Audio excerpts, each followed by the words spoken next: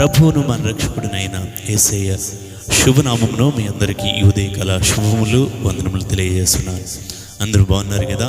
ఈ వేకువని దేవుని కలుసుకోవడానికి, దేవుని సన్నిధిలో ఆయన యొక్క అద్భుతమైన మాటలను వినడానికి దేవుడిచ్చిన గొప్ప సమయాన్ని బట్టి మరి దేవునికి మహిమ కలుగునుగాక.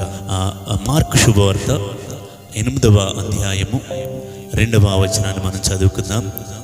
మార్క్ చాప్టర్ 8 2nd verses మనం చదువుకుంటూ దేవుని నామాన్ని మహిమపరుచుకుందాం. జనులు నేటికి 3 దినముల నుండి నా యొద్దనున్నారు. వారికి తిననేమీ లేనందున నేను వారి మీద కనికరపడుచున్నాను. దేవునికి మహిమ కలుగునుగాక. నిజముగా మనం అక్కడ చూస్తే ఆ అరణ్య ప్రాంతంలో దేవుని యొక్క మాటలు వినడానికి ఆయా ప్రాంతాల నుంచి, ఆయా ప్రదేశాల నుంచి అనేక మంది దూర ప్రాంతముల నుంచి దేవుని యొద్దకు వచ్చి మరి దేవుని యొక్క శ్రేష్టమైన మాటలు, మరి జుంటె తేనె దారుల కంటే మధురమైన మాటలు, బ్రతికించే మాటలు, జీవము కలిగిన మాటలు వింటూ వింటూ వింటూ మరి అలా 3 దినములు ఉండిపోయినట్లుగా మనం చూస్తూ ఉన్నాం. హల్లెలూయా. నిజమే కదండి. దేవుని యొక్క మాటలు వింటే, ఆయన యొద్ద నుండి ఆయన మాటలు వింటే మనం తనివి తీరా మనసారా ఆయన్ని ఎన్ని గంటలైనా ఎన్ని దినములైనా ఆరాధించేవారుగా మనం ఉండిపోతూ ఉంటాం. దేవునికి మహిమ కలుగునుగాక. నిజంగా అది చూచి 3 దినములు వారు సమర్పించుకున్న రీతిని చూచి దేవుడు ఒక అద్భుతమైన మాట అంటూ ఉన్నాడు. ఏమనంటే మనం చూస్తాం, వారి మీద యేసయ్య కనికరపడినట్లుగా మనం చూస్తాం. ఎందుకు వారి మీద దేవుడు కనికరపడ్డాడంటే చూడండి, అక్కడ మనం చూస్తాం 3 దినములు దేవుని యొద్దనే వారు గడిపినట్లుగా మనం చూస్తూ ఉన్నాం. 3 దినములు. నిజంగా మనం ఒక్కసారి మనం ఆలోచన చేయండి. దేవుని సన్నిధికి మనం వెళ్తూ ఉంటాం, దేవుణ్ణి ఆరాధిస్తూ ఉంటాం, దేవుని స్తుతిస్తూ ఉంటాం, దేవుని కనపరుస్తూ ఉంటాం. దేవుని యొక్క మందిరానికి వెళ్ళిన సమయంలో కావచ్చు, మన గృహంలో కూడుకున్న సమయంలో కావచ్చు, మనసారా ఆయన ఆరాధించగలుగుతున్నామా? మన చుట్టుపక్కల జరుగుతున్న పరిస్థితులను వాటి వైపు చూడకుండా ఉండగలుగుతున్నామా? మన ఆలోచనలు బయటకు వెళ్లకుండా ఉండగలుగుతున్నాయా? ఒక్కసారి ఆలోచన చేయండి. కానీ మనం ఇక్కడ ఈ జనాంగాన్ని మనం ఒక్కసారి గమనిస్తే, ఆలోచన చేసి వారు 3 దినములు ఏమీ తినకుండా అలానే ఉండినట్లుగా మనం చూస్తూ ఉంటాం. అక్కడ 2, 3, 4 వచనాలు చూస్తే వారు అందుకంటాడు ప్రభు, వారు ఉపవాసంతో ఉన్నారు, వారు దూర ప్రాంతములకు వెళ్ళాలి, వారు మోర్చిల్లుతారేమో అని దేవుడు వారి మీద కనికరపడ్డాడు. దేవునికి మహిమ కలుగునుగా. నిజంగా ప్రభు ఎంత ఆయన స్వభావమే కనికరమ కలిగిన దేవుడు, జాలి కలిగిన దేవుడు, దయగలిగిన దేవుడు, కృప కలిగిన దేవుడు. అలాంటి దేవుడిని కలిగి ఉన్నందుకు మనం ఎంతో ధన్యులమండి. దేవునికి మహిమ కలుగునుగాక. మరి అలాంటి దేవుడిని మనం కలిగి ఉన్నాం. నిజముగా ఆయన మన మీద కనికరపడాలంటే మనం ఎలా ఉండాలి? ఆ ప్రజలు ఎలా ఉన్నారంటే ఆయన్నే చూస్తూ, ఆయన మాటలు వింటూ ఆయన యొద్దే గడుపుచున్నట్లుగా మనం చూస్తూ ఉన్నాం. ఆకలిని మర్చిపోయారు, దప్పికను మర్చిపోయారు, కుటుంబాలను మర్చిపోయారు, వారి యొక్క పరిస్థితులను మర్చిపోయి ఆయన యొద్దనే ఉండినట్లుగా మనం చూస్తూ ఉన్నాం. నిజముగా అందుకే దేవుడు వారి మీద కనికరపడ్డాడు. ఒక్కసారి గమనించండి. నిజముగా మనం కూడా మన పరిస్థితులు బాగోలేనప్పుడు, మన అస్వస్థతగా ఉండినప్పుడు, మనం నిజంగా మన శ్రమలో ఉండినప్పుడు, దుఃఖంలో ఉన్నప్పుడు ఆయన యొద్ద ఉండి మనం ప్రార్థించినప్పుడు ఎన్ని విషయాలలో మనం మేలు పొందుకోలేదు, ఎన్ని విషయాల్లో ఆశీర్వాదాలు పొందుకోలేదు, తీరని సమస్యలు ఎన్నో తీరిపోయినాయి కదా మన జీవితాలలో. అలాంటి దేవుడు నిజంగా ఆయన యొద్ద ఉన్నప్పుడు దేవుడు వారి మీద కనికరపడతాడు. నిజంగా మనం చూస్తే, మనం కొంచెం ఆలోచన చేస్తే, నిర్గమాకాండంలో 34వ అధ్యాయంలో 6వ వచనంలో ఒక చక్కని మాట అంటాడు. ఆయన స్వభావం ఎలాంటిదో అక్కడ మనం చూస్తూ ఉంటాం. ఆయన స్వభావం ఎలాంటిదంటండి? ఆయన స్వభావంలో మొట్టమొదటిదే కనికరము. దేవునికి మహిమ కలిగిన కనికరము, దయా, దీర్ఘశాంతము, విస్తారమైన కృపా సత్యములు గల దేవుడై ఉన్నాడు. దేవునికి మహిమ కలుగునుగాక. ఆయన స్వభావంలో మొదటిదే కనికరము కలిగిన స్వభావం. అలాంటి స్వభావం కలిగి ఉన్నాము కదా. నిజం యేసయ్య అంటేనే మన ఆయన కనికరము కలిగిన దేవుడు, జాలి కలిగిన దేవుడు, కృప కలిగిన దేవుడు. మనం చూస్తే యోహాను సువార్త 6వ అధ్యాయంలో 38వ వచనంలో మనం చూస్తే, నా యొద్దకు వచ్చి వారిని నేను ఎంత మాత్రము త్రోసివేయను. నిజంగా ఆయన దగ్గరికి రండి. ఆయన త్రోసివేసే దేవుడు కాదు, ఆయన నిన్ను ఏదేదో అడిగే దేవుడు కాదు. ఆయన మాటలు వింటూ ఉంటే, మార్తా మరియలకు గురించి మనకు తెలుసు, ఆయన మాటలు వింటూ ఉండిపోయింది. మరియా, మార్తా విస్తారమైన పనులు పెట్టుకుందంట. చూడండి, ఎవరు చూడండి ఆయన మాటలు వింటారో, ఆయన యొద్ద ఉంటారో, ఆయన దేవుడు విస్తారమైన దీవెనలు కుమ్మరిస్తాడు, విస్తారమైన కృప చూపిస్తాడు, విస్తారమైన కనికరమును చూపిస్తాడు.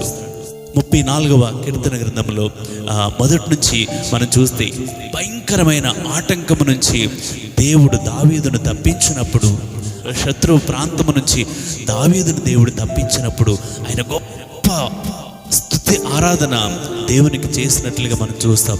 అక్కడ అంటాడు 34వ కీర్తన గ్రంథంలో మొదటి వచనంలో మనం చూస్తే ఏమంటాడు, నేను ఎల్లప్పుడూ యెహోవాను సన్నుతించెదను, దేవునికి మహిమ కలుగునుగా, ఆయన కీర్తి నా నోట నిత్యము ఉండును అని దేవుని యొక్క వాక్యం అక్కడ మాట్లాడుతున్నట్లుగా మనం చూస్తాం. 34వ కీర్తనలో చూడండి, ఎంత అద్భుతమైన దేవుని యొద్ద ఉన్నప్పుడు ఎంత కనికరాన్ని చూపిస్తాడు, ఆయనతో గడుపుతున్నప్పుడు ఎంత కనికరాన్ని చూపిస్తాడు. చూడండి, అలాంటి విశ్వాసం నీకుందా?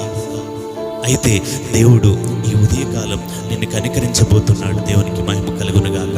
అది వారికి, ఆ జనులకు ఉన్న అవసరం ఏంటంటే, వారు ఆకలితో ఉన్నారు, వారు చాలా ఆకలితో ఉన్నారు.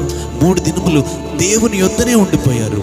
నువ్వు ఎన్ని దినాలు, ఎన్ని గంటల రోజులు దేవుని యొద్ద గడుపుచున్నావో, అది నీ అవసరం ఏంటో దేవుడు ఈ సమయంలో ఆ అవసరతను దేవుడు నీకు తీర్చబోతున్నాడు. ఆమేన్, హల్లెలూయా.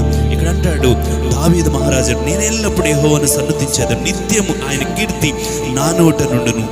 చూడండి, అక్కడ అంటాడు, యెహోవాను బట్టి నేను అతిశయించుచున్నాను, దీనులు దాన్ని విని సంతోషించెదరు. నాతో కూడి యెహోవాను కనపరచుడి, మనము ఏకముగా కూడి ఆయన నామమును గొప్ప చేయుదము. నేను యెహోవా యొద్ద విచారణ చేయగా ఆయన నాకు ఉత్తరం ఇచ్చాను, నా కలిగిన భయములన్నిటిలో నుండి ఆయన నన్ను తప్పించాను. హల్లెలూయా. ఆయన యొద్ద ఉన్నప్పుడు నువ్వు విచారించు, ఆయనతో చెప్పు నీ అవసరం ఏంటో, నీ కొదువేంటో, ఏది ఆలోచించకుండా, ఎటువైపు చూడకుండా ఆయన వద్ద ఉండు, ఆయనతో ముచ్చటించు.